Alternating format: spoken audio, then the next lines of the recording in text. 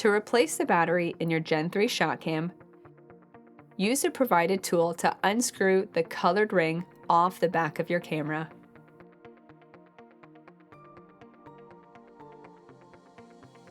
Once off, unscrew the metal front cap fully and set it aside. Avoid tilting it. Using a clean cloth, gently push the internal electronics out of the camera tube and set the camera tube aside. Now gently open the tape that is around the battery. This tape isn't required but does make the process easier.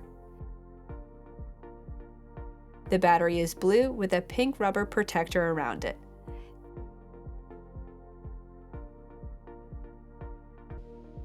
Gently remove it from the connector and discard this battery.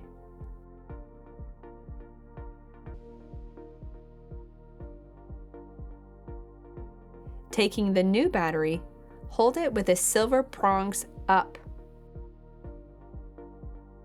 Place gently inside the connector of the electronics, again with the silver prongs up. Before closing the tape back over, twist the battery to the right several times until it is neatly and tightly coiled. Finally, insert the battery into place and close the tape. To reassemble your ShotKam, take the empty tube in your left hand with the outer sticker towards the table and the Wi-Fi sleeve to the right. Place the ShotKam electronics in your right hand with the battery facing up and the lens facing left. Insert the electronics into the tube. Insert it in about a quarter of the way until you feel it stop, and do not force it. Flip it over and use your thumb to press down the two metal tabs. Before pressing the electronics fully in, locate the Wi-Fi antenna on the electronics. This is very fragile, so while pushing in the electronics, ensure this does not touch the edge of the tube. Now line up the grooves of the tube with the notches on the electronics and push the printed circuit board into the tube.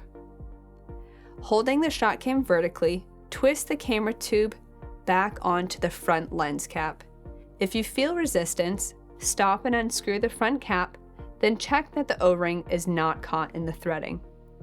Now fully tighten the front cap until the O-ring on the tube is no longer visible.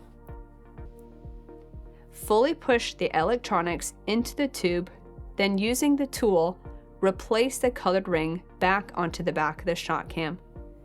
Gently tighten until the colored ring is slightly subflush in the rim of the tube, about 0.5 millimeter below the edge of the tube. Check the lens, and now it's complete. Thank you for watching.